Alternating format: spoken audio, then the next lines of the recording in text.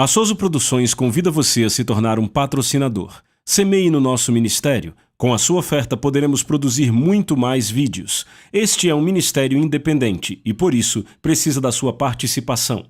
Inscreva-se no canal e compartilhe os vídeos. Seja um multiplicador desta visão.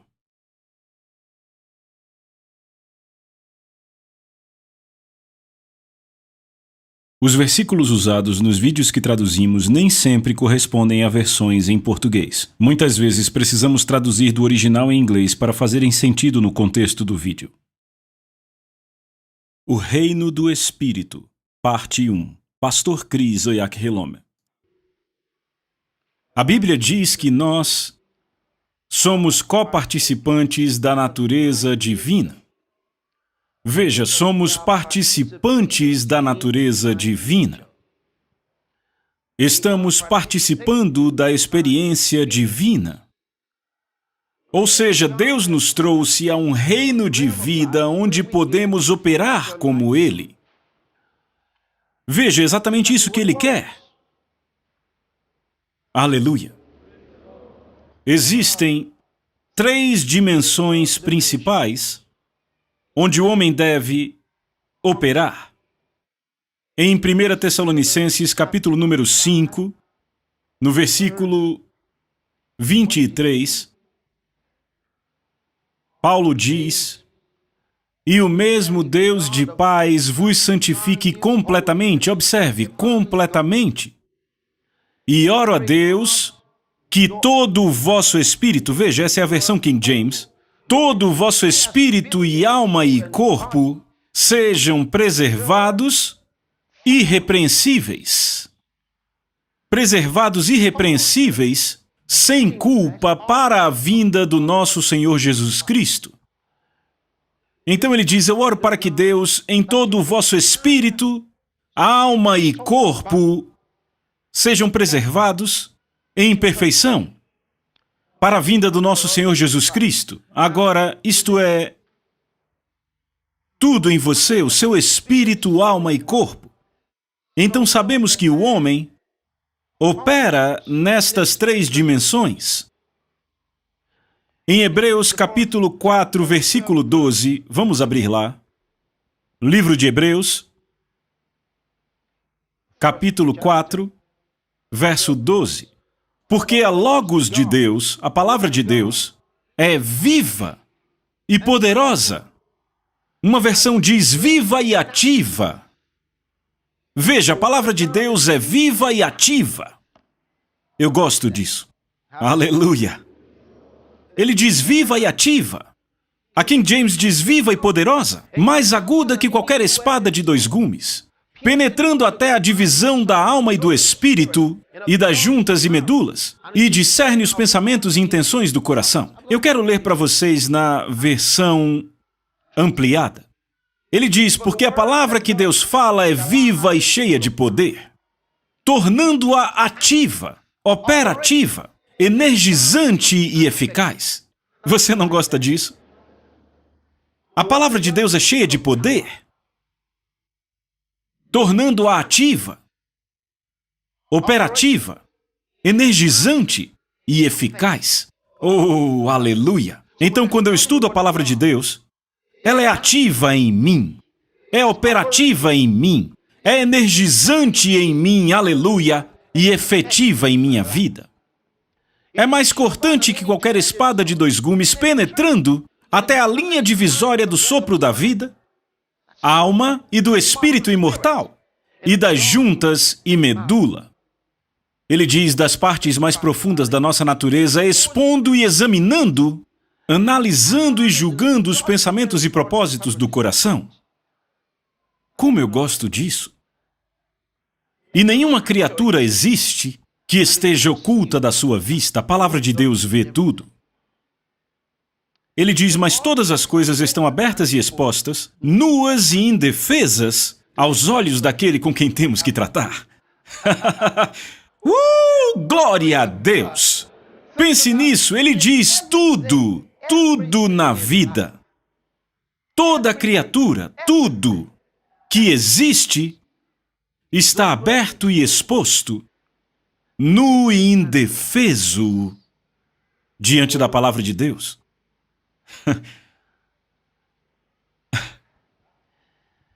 Obrigado, Senhor. Então o homem opera nessas três dimensões principais: o seu espírito, a sua alma e o seu corpo. Nos ensinos do apóstolo Paulo e do apóstolo Pedro, eles nos ajudam a entender que existe um homem exterior e existe um homem interior. O homem exterior é o corpo e os seus sentidos, os 5 sentidos do corpo. O homem interior é o seu espírito e a sua alma. E quando você entende isso, você começa a ver por que podemos nos relacionamos com Deus pelos nossos espíritos. Então, com o nosso espírito, nos relacionamos com o mundo espiritual, ok? O reino espiritual. E nós temos nossa alma com a qual nos relacionamos intelectualmente. E então, temos os corpos com o qual nos relacionamos com o mundo físico. Se você não tem um corpo, você não pode se relacionar com o mundo físico. Está pegando a ideia? Ok. Com os nossos corpos físicos nos relacionamos com o mundo físico. Se você não tem um corpo, não pode operar na Terra. Você precisa ter um corpo para operar no mundo. Espíritos demoníacos. Agora, eu quero que você entenda que há uma diferença entre espíritos demoníacos e anjos caídos. Sabe, algumas pessoas não entendem que há uma diferença, mas eu quero explicar para vocês que há uma diferença. Você tem espíritos demoníacos e tem anjos caídos. No fim, todos são caídos. Aleluia. Quem ou o que são espíritos demoníacos? E quem ou o que são anjos caídos? Anjos caídos são os seres angelicais como Satanás e uma horda de outros seres, como aqueles que foram destronados. Satanás e os seus anjos que foram destronados. E eles operam no mundo, mas eles não possuem corpos humanos como os demônios fazem. Eles tomam corpos humanos através das suas palavras. Satanás não possui pessoas, ele apenas as possui através da sua palavra. Ok? Por exemplo, vocês lembram quando Jesus, a Bíblia diz que ele se virou para Pedro e disse: para trás de mim, Satanás, porque tu não tens gosto das coisas que são de Deus, mas das coisas que são dos homens. Ele falou com Pedro, querendo dizer que Satanás estava em Pedro, mas Pedro estava possuído por Satanás. Não! O que aconteceu foi que Satanás plantou a semente da sua palavra na mente de Pedro. E Pedro começou a dizer a Jesus, a Bíblia diz que Pedro tomou Jesus de lado. Pedro diz, e Pedro tomando-o começou a repreendê-lo. Ele disse a Jesus, não diga que você vai morrer outra vez, não diga mais isso. Você não vai morrer. E Jesus se virou para Pedro e disse, para trás de mim, Satanás. Como Satanás entrou em Pedro pela sua palavra. Mas a personalidade de Satanás não estava em Pedro. Estão pegando isso? Como Deus entra em nós pela sua palavra. Mas então ele também busca nos possuir pelo Espírito Santo. Jesus não vem para dentro de nós. Jesus não vive dentro de nós. Como dizemos, Jesus está em mim. Essa é uma frase boa, é uma frase espiritual, mas veja, ela de fato não tem o que chamamos de sentido espiritual. Não é a realidade, ok? Agora, a realidade disso é que as palavras dele estão em você. Jesus tem um corpo. Ele tem o seu próprio corpo. Então ele não pode viver dentro de você com o corpo dele. Ele tem o seu próprio corpo. Ele não é como o Espírito Santo. Em sua função, ele tem um corpo que é dele. Então, ele tem um corpo físico. Então, ele não vive dentro de nós. Não dessa forma, ele vive em nós pelas suas palavras. Ele põe suas palavras em nós, aceitamos sua palavra, pensamos sobre suas palavras, meditamos sobre elas, agimos sobre suas palavras e essas palavras carregam a natureza dele. A palavra de Deus é a semente de Deus, ou seja, o princípio da vida de Deus. Então, quando você tem a palavra dele, tem a vida dele. Aleluia. Mas então, o Espírito Santo não usa um corpo físico. Então, para o Espírito Santo operar no seu melhor nesta terra, ele precisa de um corpo físico. Por isso ele fez o seu tabernáculo no corpo de Jesus. E aquele em quem o Espírito Santo vive sem medida, este é o Cristo. E esta foi a bênção que ele trouxe para nós, para que o Espírito Santo pudesse viver em nós sem medida. No Velho Testamento, ele ungia os profetas com a sua presença. Era chamado de o esfregar da presença do Espírito Santo. Foi daí que veio a palavra unção, porque o óleo é um esfregar do óleo. É a palavra unção. Ser ungido significa ser lambuzado com óleo. Então, ser ungido com o Espírito Santo significa ser lambuzado com a presença do Espírito Santo. Mas no Novo Testamento, você não encontra esta expressão usada consistentemente da forma que fazia no Velho Testamento, a não ser para propósitos específicos. Ok? Ao invés disso, você tem o ungido, e este ungido é o Messias. Por quem esperavam, eles sabiam que o rei era ungido, que os profetas eram ungidos, sabiam que os sacerdotes eram ungidos, mas estavam esperando pelo ungido, aquele que tinha o Espírito sem medida. Aquele que não estava tendo apenas a unção esfregada nele, a presença lambuzada nele, falavam daquele em quem o Espírito Santo habitava na totalidade. Este é o Messias, este é Jesus. E Jesus tornou isto possível para nós.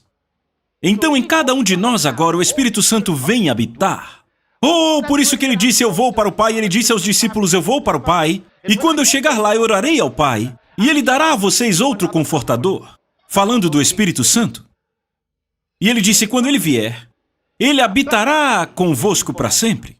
Ele habitará em vocês, ensinará todas as coisas. Ele tomará de mim e mostrará a vocês. Ele te mostrará o futuro. Tantas bênçãos no Espírito Santo. Mas Papai Deus está sempre ligado. O Espírito Santo leva a presença dele a todo lugar. O Espírito Santo leva a presença de Jesus a todo lugar. Você consegue entender isso quando você olha para o outro lado, para o lado do diabo agora. Eu disse a você que Satanás não possui pessoas, não possui seus corpos, porque Satanás também tem o que se chama de um corpo celestial. Ele tem um corpo espiritual. E ele não foi privado do seu corpo espiritual. Veem, o corpo espiritual dele não foi tirado dele. É por isso que Satanás ainda é belo, ainda assume várias formas diferentes, ainda se mostra em todo tipo de beleza, mas os seus olhos... Para conhecer Satanás, se um dia ele aparecer a você, olhe seus olhos. Ele pode aparecer numa forma de uma pessoa humana como um homem, ele pode aparecer como uma mulher, pode tomar qualquer forma, ele pode aparecer na rua e você pergunta, pode? E eu digo sim, enfaticamente, pode. Ele pode aparecer como uma pessoa normal que você conhece e entrar na sua casa, entrar no seu escritório. Não apenas Satanás, os seus anjos fazem o mesmo. A Bíblia fala deles. E você acha que viu alguém que conhece? E você pergunta, como você o conhece? Não dá para não saber que é ele. Se você está ligado espiritualmente, não dá para confundir, os olhos dele são terrivelmente maus. Não importa que formas ele tome, Não dá para confundir. Imagine um anjo desses num hospital, numa maternidade onde bebês nascem, fazendo coisas terríveis, pondo demônios neles. Imagina, ele se transforma numa jovem e um jovem vai e casa com ela. Só depois ele descobre que ela é um diabo. E aí alguém diz, eu sabia que a minha mulher era assim, kkk. O pastor acabou de descrever a minha mulher, sabe? Eu não estou descrevendo sua esposa.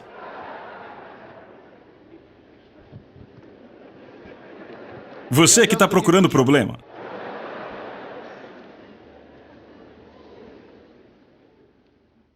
Aleluia.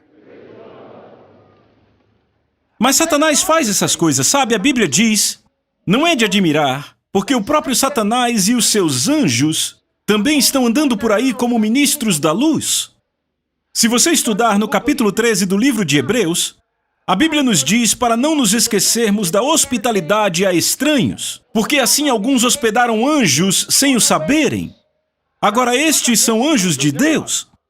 Como você pode hospedar um anjo sem saber? Porque o anjo vai vir com uma roupa normal como qualquer outro ser humano, assim como qualquer outro. Agora não fique você com a ideia de que aonde quer que um anjo vá, ele tem asas penduradas nas costas. Não se engane com isso, não é assim que eles fazem. Veja, no Velho Testamento eles apareciam em formas humanas como pessoas normais do dia a dia. Era assim que apareciam. Em poucas ocasiões apareceram em sua glória. Eles não fazem isso sempre.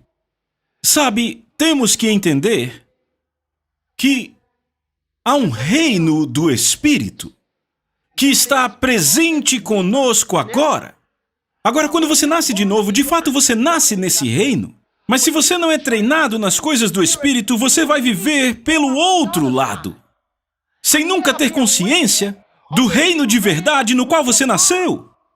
Aqueles que operam de acordo com os sentidos são ignorantes do reino do Espírito, ignorantes sobre isso. Então você não entende as coisas que acontecem com você. E essa é uma das razões para nosso estudo sobre esse assunto. Porque tudo que você vê não é tudo que existe. Eu sei que há aqueles que vão para o extremo e dizem que toda vez que eles têm um problema é um demônio, é o diabo. Sabe, se eles não conseguem pegar um táxi, foi um demônio que fez o táxi ir embora. Sabe, esse tipo de coisa. Você acorda à tarde, foi o demônio do sono que te impediu de acordar. Sabe? Então eles gostam de acreditar que os demônios atuam em todas as áreas na vida deles. E quanto aos anjos? É melhor nós estarmos conscientes dos anjos do que dos demônios. Há mais anjos que demônios. Aleluia. Precisamos conhecer sobre esse reino da vida. E a Bíblia está repleta de informação sobre o reino do Espírito. Obrigado, Senhor Jesus. Eu quero que você abra no Evangelho de João, capítulo 5, e vamos ler a partir do versículo 24.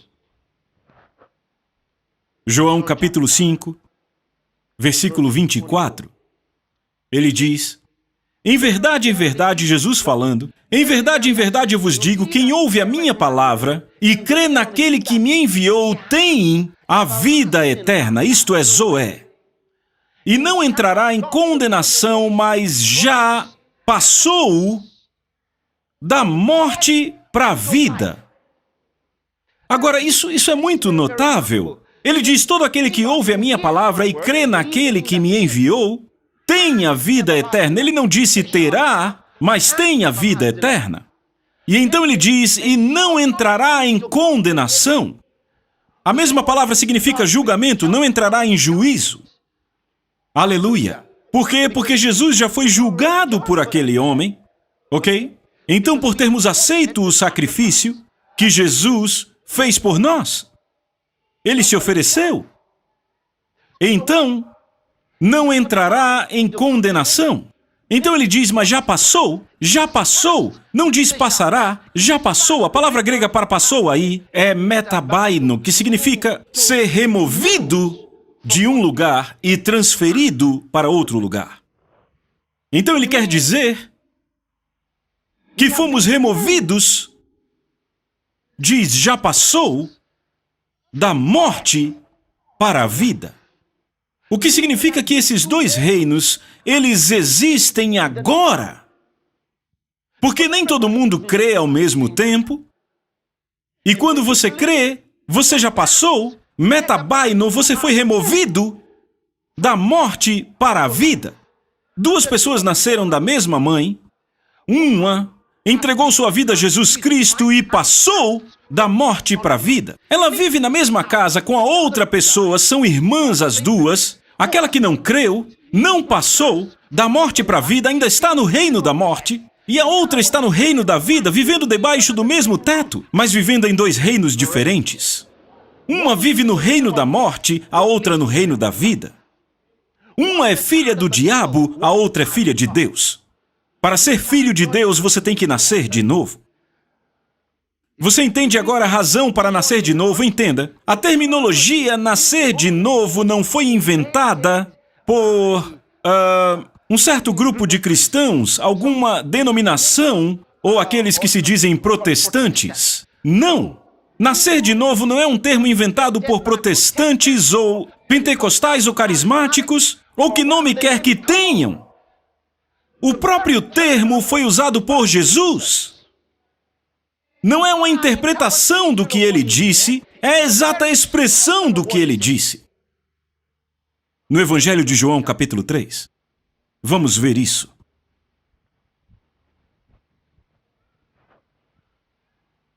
Você encontrou? A partir do verso 1. Havia entre os fariseus um homem chamado Nicodemos, governante dos judeus. Este veio a Jesus de noite. Ele veio de noite porque não queria que as pessoas o vissem. Este veio a Jesus de noite e lhe disse, Rabi, sabemos que és mestre vindo de Deus, porque nenhum homem pode fazer estes milagres que tu fazes, se Deus não estiver com ele. Respondeu-lhe Jesus, dizendo, em verdade eu te digo, se um homem não nascer de novo, ele não pode ver o reino de Deus. Nicodemos disse a ele, como pode um homem nascer, sendo ele velho? Pode entrar pela segunda vez no ventre de sua mãe e nascer? Veja, a expressão veio de Jesus. E quando ele usou esta expressão, o homem com quem ele falou não entendeu. Ele disse, como um homem que é velho pode nascer? Ele já é velho, como pode nascer? Veja o que Jesus respondeu a ele. Estão aí? Verso 5. Jesus respondeu, em verdade eu te digo, se um homem não nascer da água e do Espírito, ele não pode entrar no reino de Deus. O que é nascido da carne é carne, e o que é nascido do Espírito é Espírito. Não te admires de eu te haver dito, necessário vos é nascer de novo. Aleluia! E antes que você fique confuso, quando ele diz nascer da água, eu sei que alguém vai dizer, bem, ele está falando de batismo na água. Não é sobre batismo. Eu já ensinei sobre isso, depois você procura. Ok, então veja isso. Quando o homem é nascido de novo, a Bíblia diz que ele já passou, ele foi removido, ok? Ele foi transferido do domínio das trevas, do domínio do reino da morte, para a vida. Isso acontece instantaneamente. Não é algo que vai acontecer aos poucos, é agora. Você nasceu de novo hoje, foi transferido hoje do reino da morte para o reino da vida. A primeira carta de João, capítulo 3, vamos ver a mesma expressão.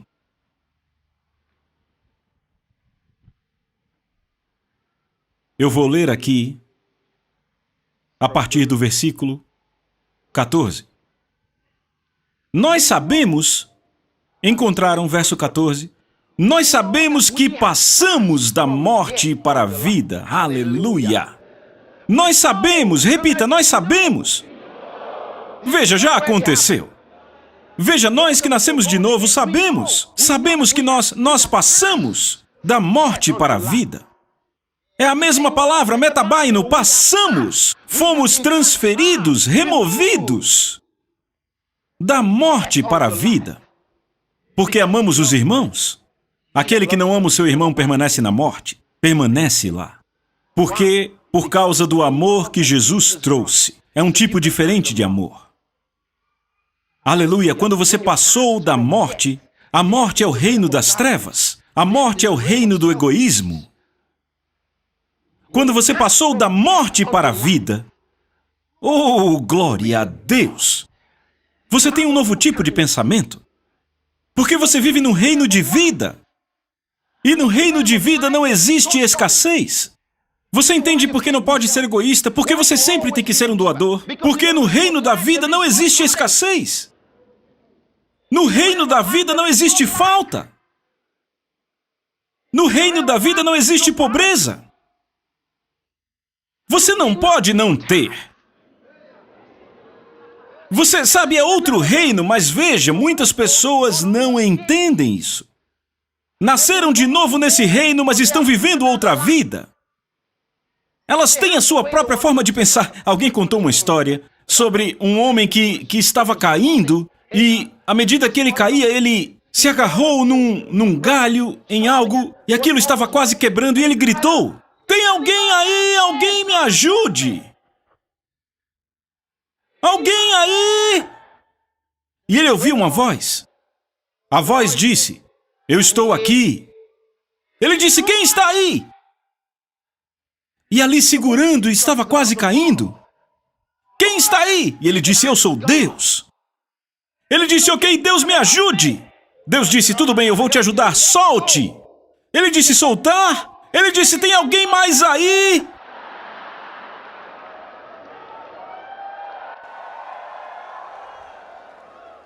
Vê, ele pensou: esse cara deve ser estúpido, soltar? Deus queria ajudar, ele disse: "Solte."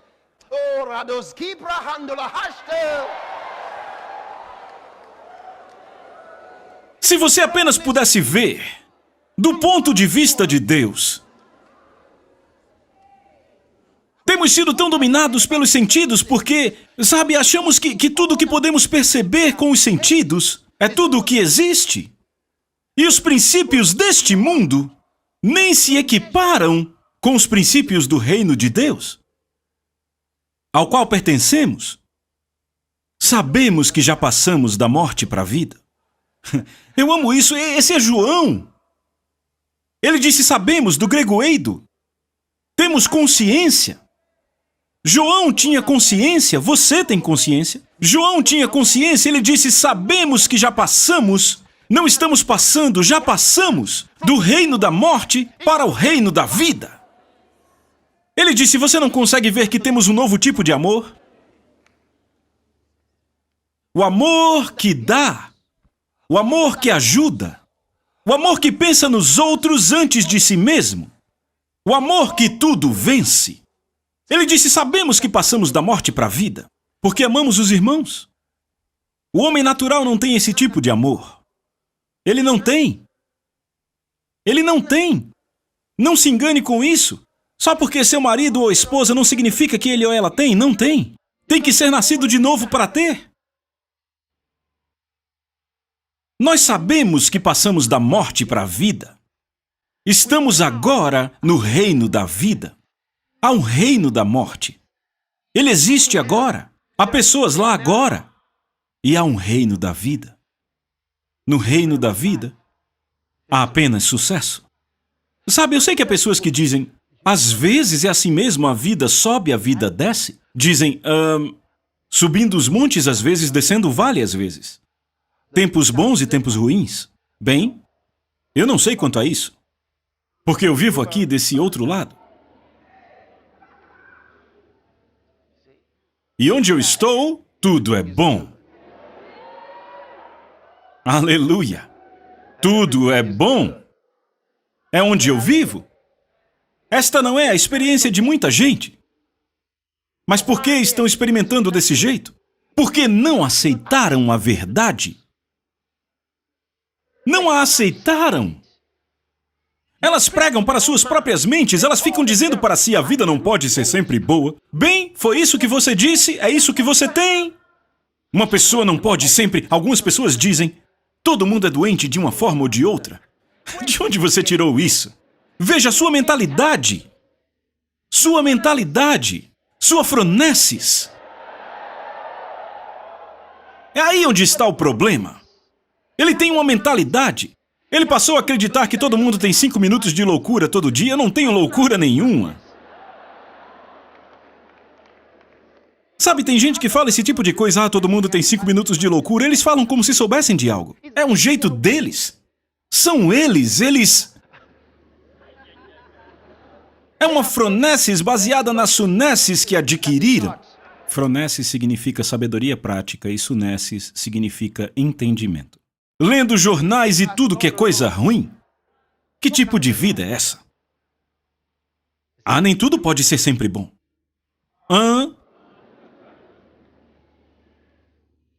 A Bíblia diz que fomos chamados para herdar uma bênção. E diz, bendito serás no campo, bendito serás quando sair, bendito serás quando entrar. Tudo em que você põe a sua mão será abençoado. Abençoado! Êxodo 11:7, ele mostra a diferença entre judeus e egípcios. Isso era apenas um tipo. Se você, toque o seu negócio com a fronesis de Deus.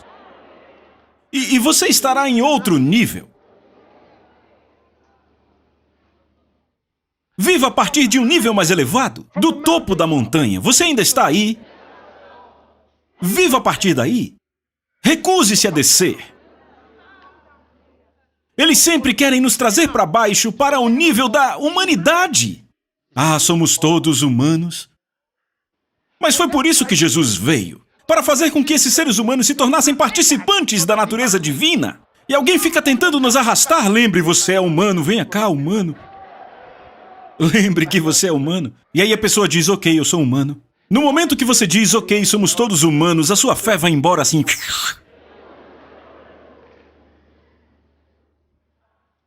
Eu sou um ser humano, afinal. Não fale assim. Pare de falar assim. E você diz, não somos mais seres humanos? Deixa eu fazer uma pergunta. Como você sabe que é um ser humano? Não me diga. Alguém te disse. Você ouviu de algum lugar? Adão, onde tu estás? Adão se escondendo de Deus, ele... Eva, vamos, se escondendo de Deus. Adão, onde tu estás? E Deus fingindo que não sabia onde Adão estava. Adão, onde tu estás? Ele disse, eu estou aqui. Por que te escondes? Eu ouvi tua voz e me escondi, pois percebi que estou nu. Deus disse, quem te disse? Quem te disse?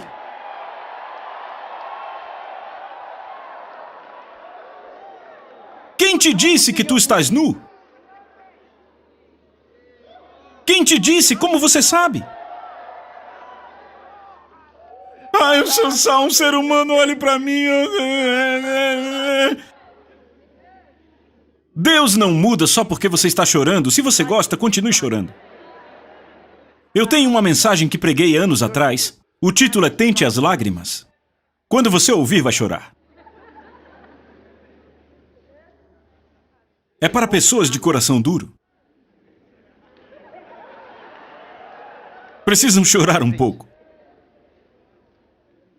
Mas se você não é duro, já chegou no ponto em que Deus disse, eu vou tirar teu coração de pedra e pôr um coração de carne, você não tem problemas.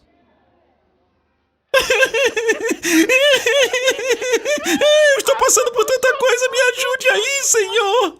Ele não vai fazer nada. Seu sofrimento é só o começo.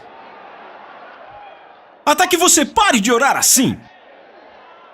E diga, Pai, em nome de Jesus...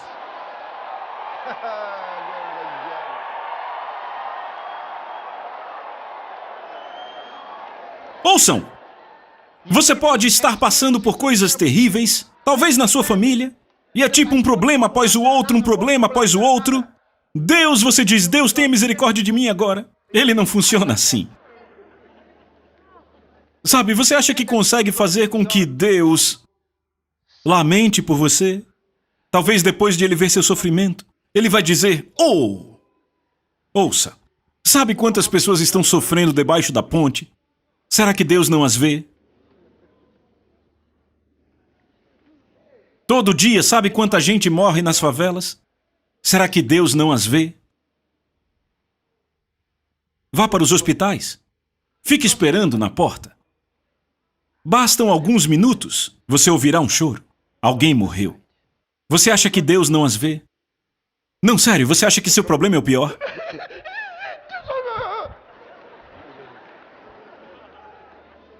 Nada vai acontecer, a sua situação vai piorar.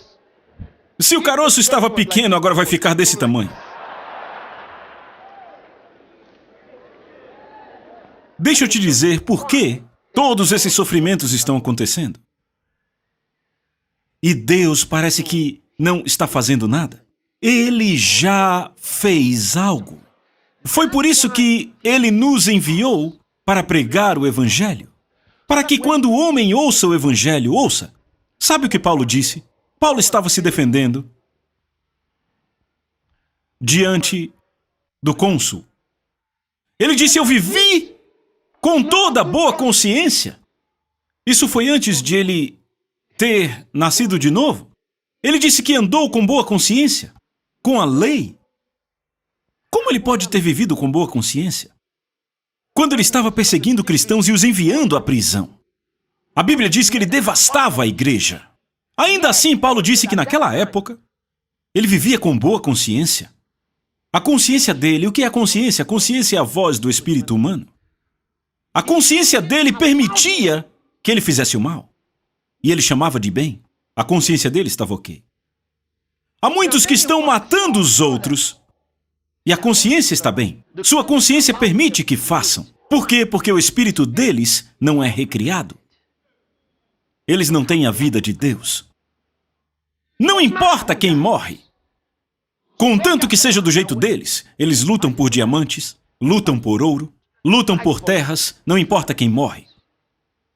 Pessoas endurecidas. Até mesmo o juiz sentado num tribunal.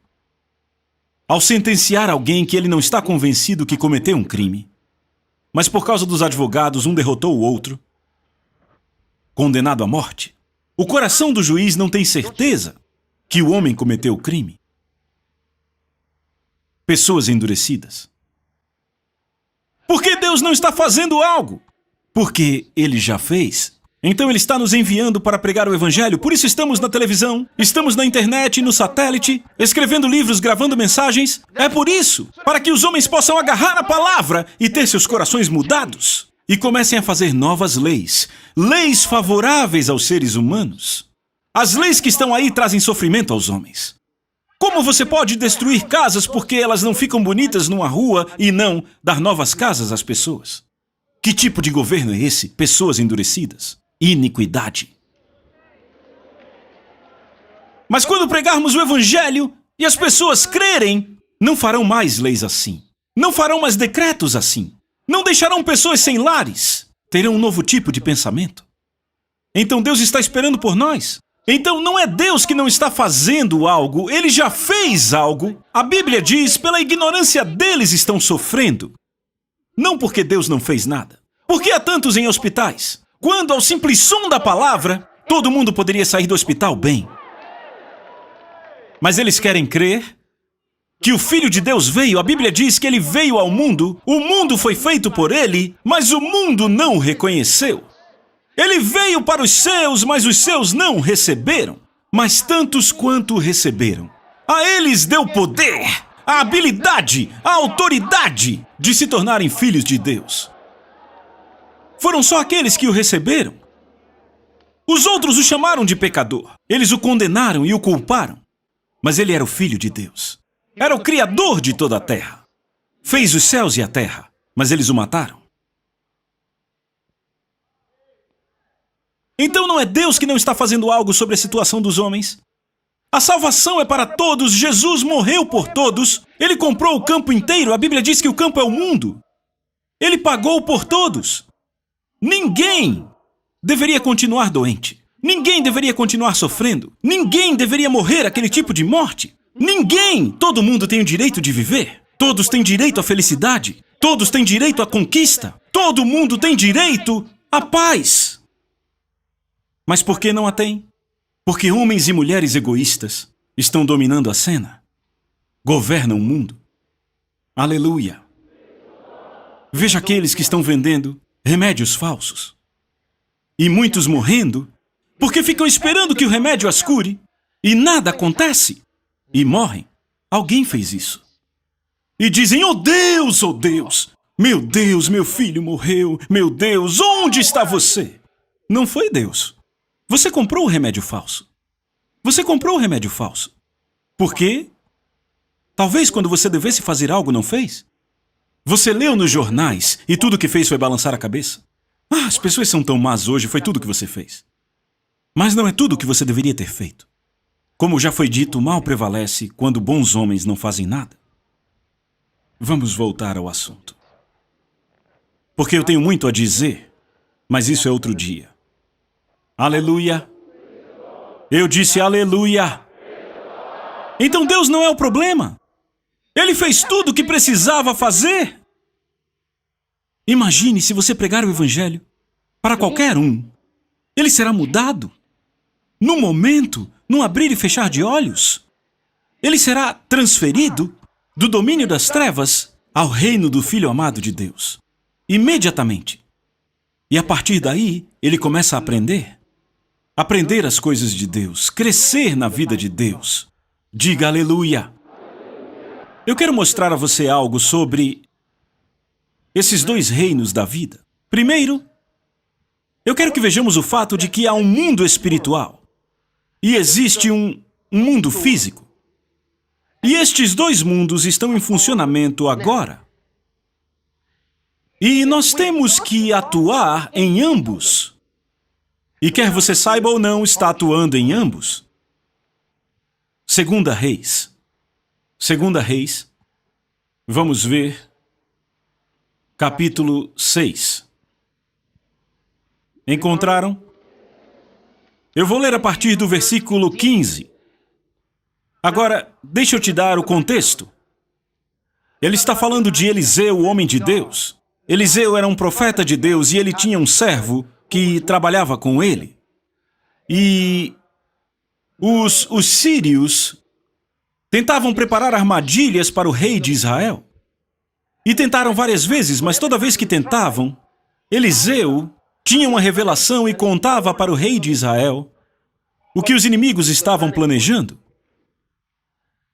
E toda vez que saíam, os sírios descobriam que o rei de Israel tinha tomado outro caminho. E o rei da Síria se perguntava, quem está nos traindo? Quem está no nosso exército aqui, revelando nossos segredos ao rei de Israel? E alguém disse a ele, ouça, há um homem de Deus em Israel, o nome dele é Eliseu. Ele disse, este homem diz ao rei de Israel que você debate em seu quarto. E ele disse, muito bem. Ele pegou soldados, carruagens e cavalos, e ele disse, vão e peguem esse homem. Onde ele está? Numa cidadezinha. Peguem ele.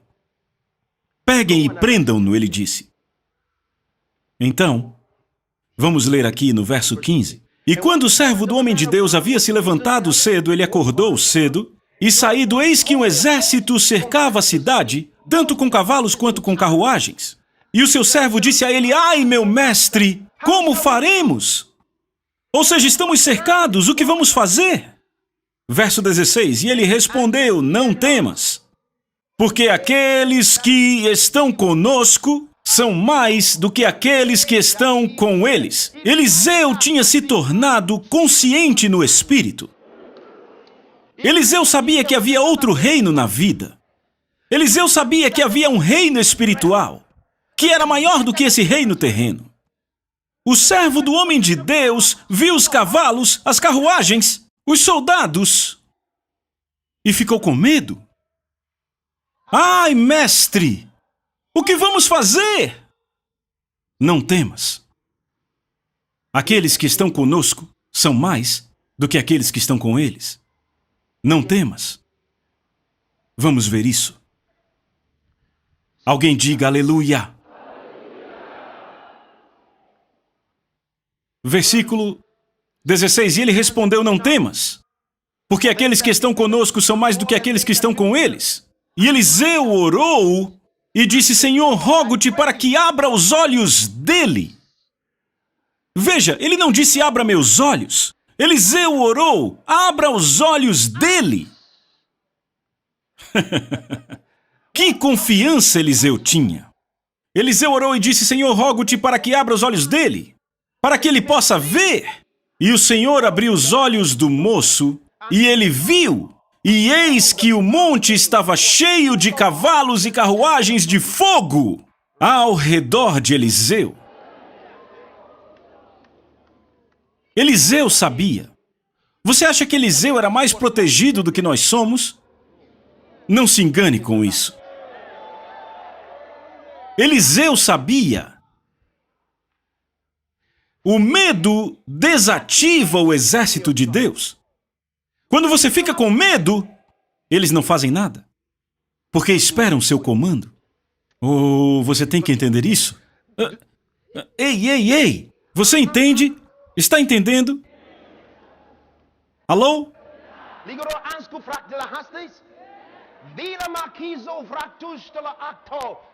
Hebreus capítulo 1. Deixa eu mostrar uma coisa.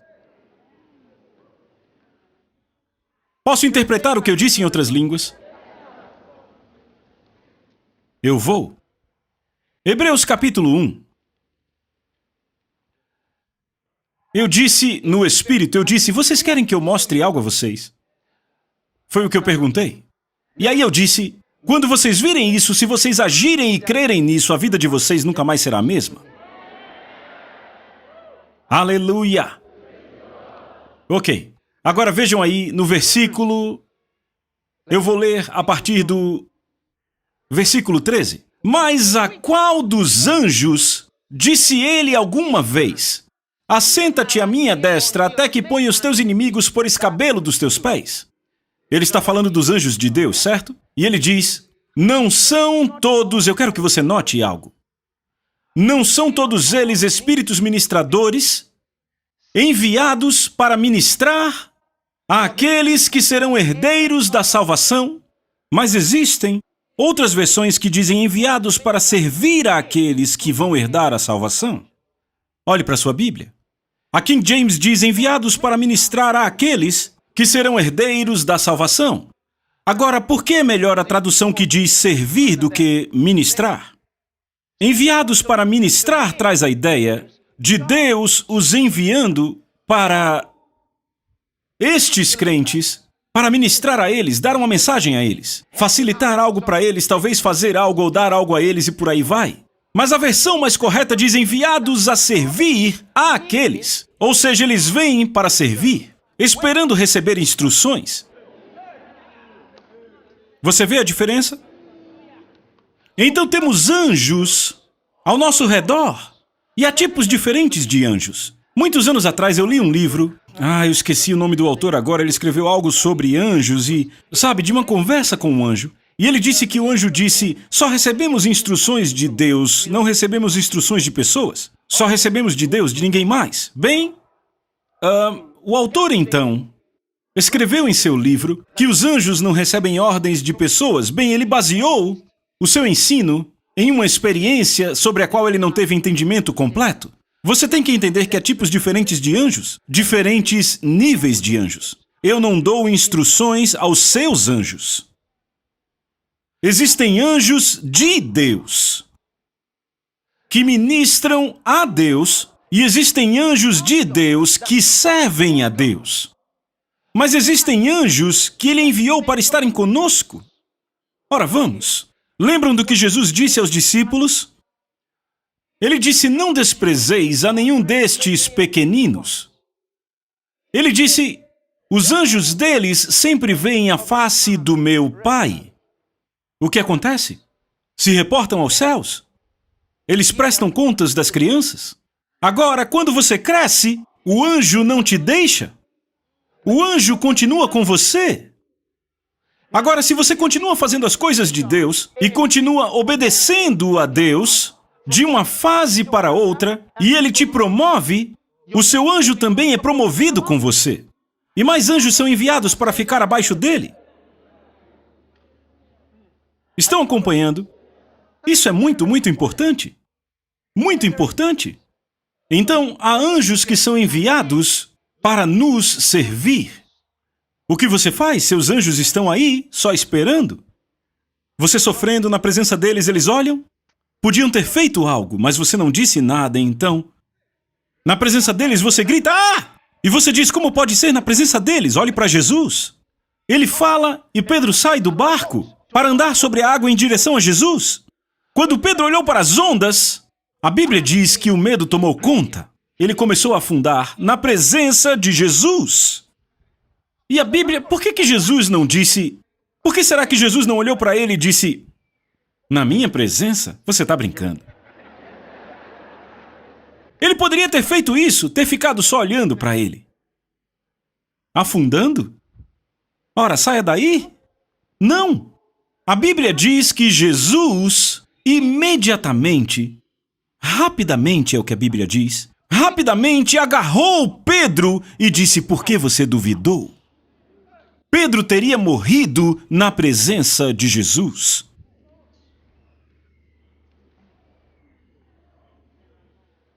Ele o pegou rapidamente. Então há coisas que acontecem. Kenneth Hagin conta uma história muito interessante. Ele diz que Jesus apareceu para ele uma vez e enquanto Jesus estava falando com ele, um espírito demoníaco veio e ficou entre ele e Jesus. Jesus continuou falando com ele e ele estava escrevendo algumas coisas que Jesus falava. E o demônio ficou ali em pé e ficou fazendo um barulho. E Jesus continuou falando. E ele disse que ficou se perguntando, será que Jesus não sabe que eu não consigo mais ouvir ele? Será que ele não vai fazer nada sobre esse demônio? E Jesus continuou falando e ele estava perdendo a informação. Finalmente ele ficou irritado com aquela situação e ele gritou para o demônio, saia em nome de Jesus. O demônio caiu, colocou o rabo entre as pernas e saiu correndo. Ele parecia um pequeno macaco, ele disse. E aquele demônio correu. Então Jesus disse, se você não tivesse feito algo sobre isso, eu não poderia ter feito nada. Então ele disse, hã? O que você disse? Porque ele era um homem cuidadoso com palavras. Ele pensou, eu te ouvi, Jesus.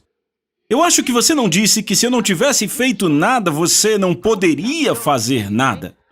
Você não quis dizer que não faria nada? Jesus disse, eu não poderia ter feito, não poderia? Ele disse, você não pode dizer isso, não poderia? Jesus disse, eu disse que se você não tivesse feito nada, eu não poderia ter feito nada sobre essa situação. Ele disse, Senhor, por quê? Ele disse, veja, quando eu saí da sepultura e recebi toda a autoridade do céu, no céu e na terra, ele disse, eu dei a autoridade à igreja. Ele disse, a autoridade sobre os demônios está com você. Então, se você não tivesse feito nada sobre esse demônio, eu não poderia ter feito nada, porque eu dei a você a autoridade.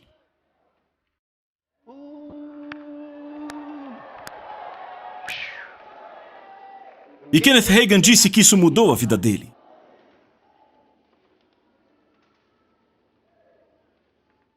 Oral Roberts conta uma história. Ele tinha estado no hospital. Enquanto estava lá, Jesus apareceu e falou com ele. E havia outro homem parado ali perto, um homem enorme. E ele perguntou a Jesus, quem é esse? Jesus disse, é o seu anjo. E depois que Jesus falou com ele, Jesus se foi e o anjo ficou esperando. E o anjo disse, me despache.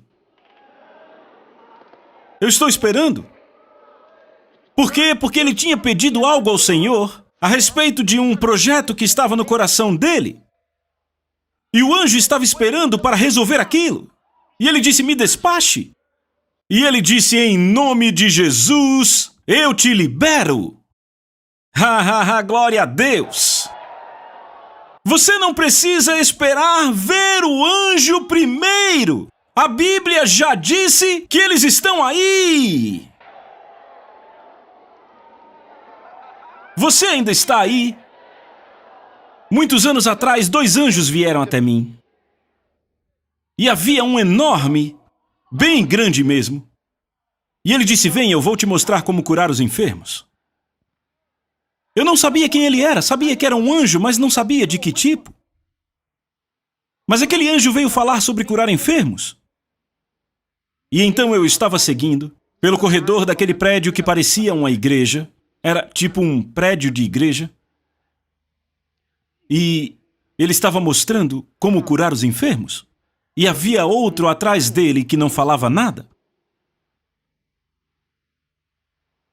O que ele estava fazendo? Apenas ministrando. Vê, nós temos que entender que existe um reino espiritual de verdade. Ele existe e ele está aqui agora. E nós somos parte dele porque nascemos nele. Cada um de vocês tem um anjo. Pelo menos um. Muitos deles estão comigo agora. Muitos. Ah, é verdade. Verdade. Alguns estão simplesmente parados nesse lugar. Apenas parados. É um fato muito importante. Eles fazem várias coisas. Abençoam pessoas. Abençoam pessoas. Este ensino continuará na parte 2. A Soso Produções convida você a se tornar um patrocinador. Semeie no nosso ministério. Com a sua oferta poderemos produzir muito mais vídeos. Este é um ministério independente e, por isso, precisa da sua participação. Inscreva-se no canal e compartilhe os vídeos. Seja um multiplicador desta visão.